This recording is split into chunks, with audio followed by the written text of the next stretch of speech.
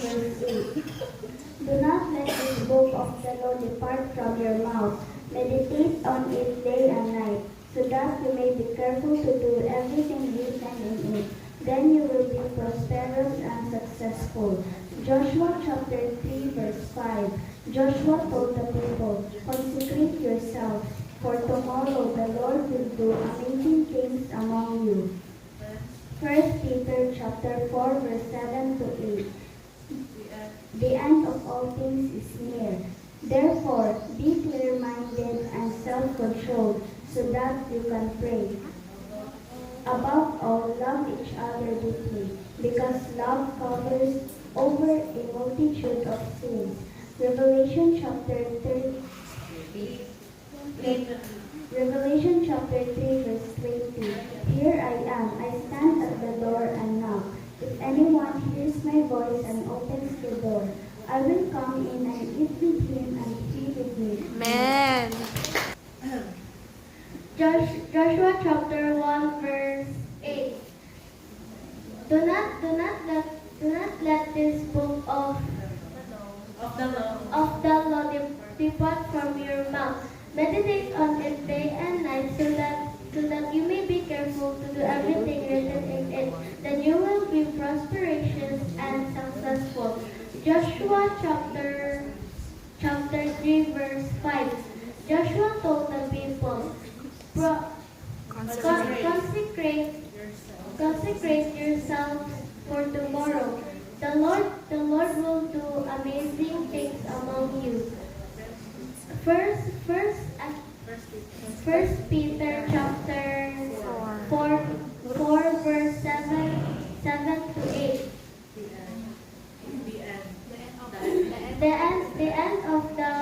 The end of all things is near. Therefore, be clear-minded and self-controlled, so that you can pray. Above all, love each other deeply, because love covers over a multitude of sins. Revelation chapter 3 verse 20. Here I am. I stand at the door and knock. If anyone hears my voice and opens the door, I will come in and eat with him and he with me. Amen. Chapter 1 verse 8. Do not let this book of law depart from your mouth. Meditate on it day and night, so that you will be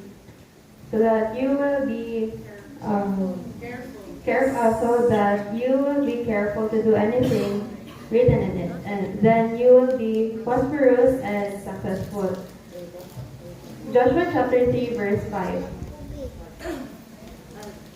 Joshua told to the people, consecrate yourself, so that for tomorrow the Lord will do amazing things among you. 1 Peter chapter 4 verse 7 and 8. The end of all things is near. Therefore, be clear-minded and self-controlled, so that you can pray. Above all, love each other deeply, because love covers over a multitude of sins. Revelation chapter 3 verse 20. Here I am, I stand at the door and knock.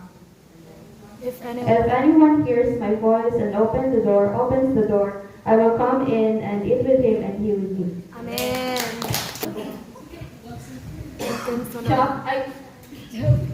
Joshua chapter 1 verse 8. Do not let this book of the law depart from your mouth. Meditate on it day and night, so that you may be careful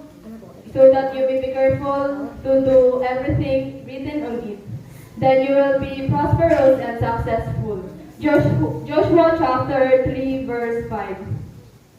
Joshua told the people, consecrate yourselves, for tomorrow the Lord will do amazing things among you. 1 Peter chapter 4 verse 7 to 8. The end. The end of all things is near. Therefore, be clear-minded and self-controlled so that you can pray. Above all, love each other deeply, because love covers over a multitude of sins. Revelation chapter 3, verse 20. Here I am. I stand at the door and knock.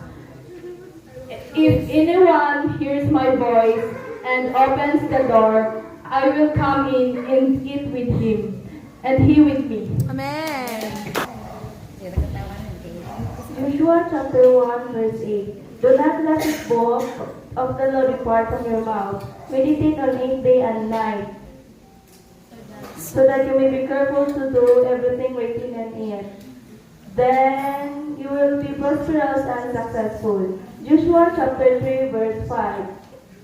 Joshua told the people, consecrate yourself, For tomorrow. for tomorrow the Lord will do amazing things among you.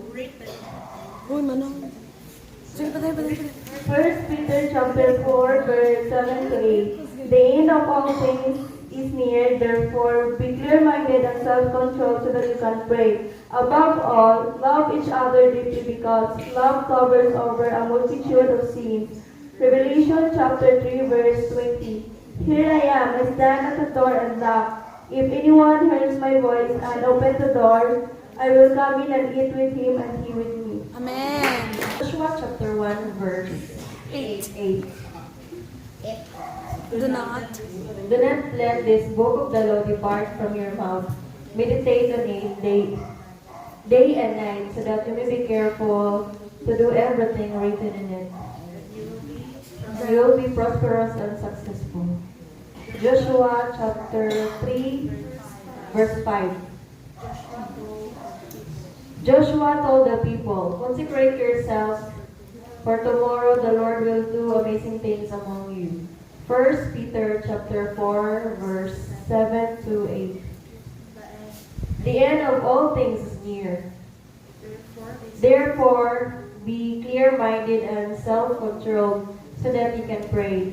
Above all, love each other deeply because love covers over a multitude of sins. Amen. Revelation chapter 3, 20. verse 20. Here I am. Here I am, I stand at the door and knock. If anyone hears my voice,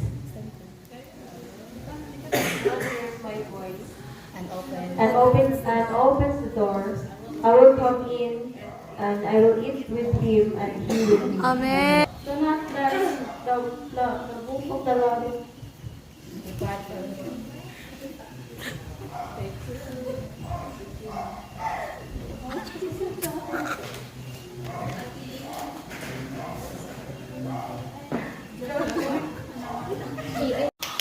No. Moon. Okay. John 1 verse 8. John. Joshua. Joshua 1 verse 8. Do not let this book of law depart from your mouth. Meditate on it Day and night. day and night, so that you can be careful to do everything written in it. Then you will be prosperous and successful. Joshua 3 verse 5. Joshua told the people, consecrate yourselves, for tomorrow the Lord will do amazing things among you. 1 Peter 4 7, 8. verse 7 to 8. The end. The end of all things near you. Therefore be Clear. clear-minded and self-controlled, so that you can pray. Above all, Love. love each other deeply, because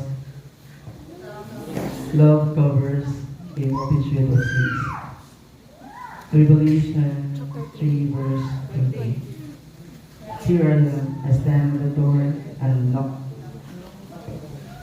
If anyone. If anyone hears my voice and opens the door, I will come in and eat with him and he with me. Amen. Joshua chapter 1, verse 8. Do not let this book of the law depart from your mouth. Meditate on it day and night, so that you may be careful to do everything written in it.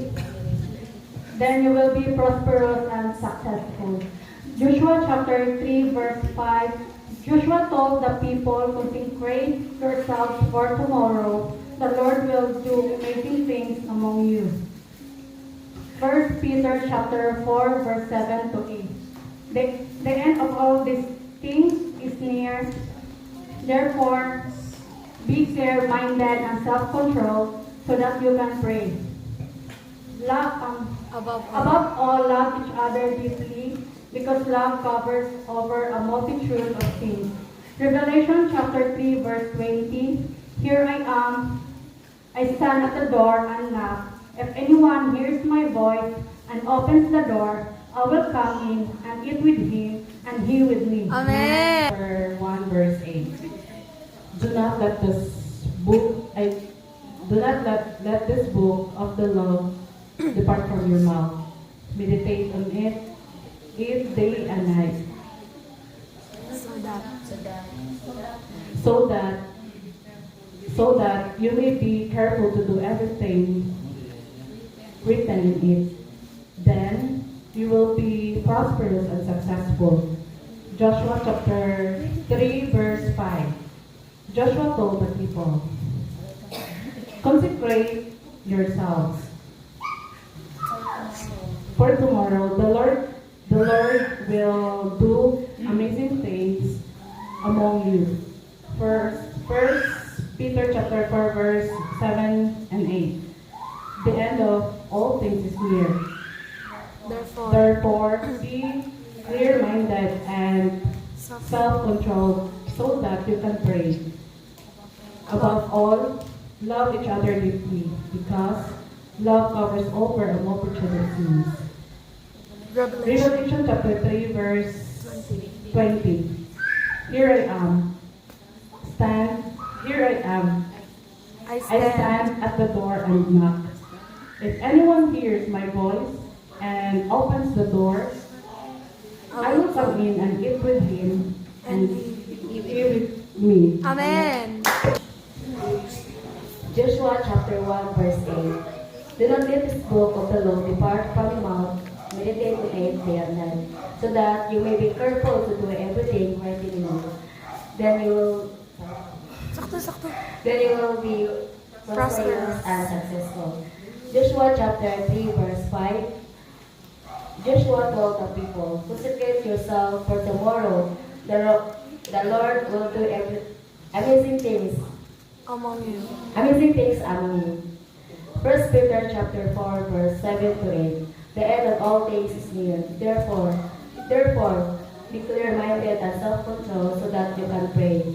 Above all, love each other deeply because love cover over a multitude of sins. Revelation chapter 3 verse 20. Here I am. I stand at the door and knock. If anyone hears my voice and open the door, I will come in and eat with him and he with me. Amen. Joshua chapter 1 verse 8. Do not let this book of the law depart from your mouth. Meditate on it day and night, so that you may be careful to do everything written in it, and you'll be prosperous and successful. Joshua chapter 3 verse 5. Joshua told the people, consecrate yourself for tomorrow. The Lord will do amazing things among you. 1 Peter chapter 4 verse 7 to 8. Yes, the end of all things is near. Therefore, be clear-minded and self-controlled so that you can pray. Above all, love each other deeply because love covers over a multitude of sins. Revelation chapter 3 verse 20. Revelation chapter 3 verse 20. Here I am. I stand at the door and knock. If anyone hears my voice and opens the door, I will come in and eat with him and he with me.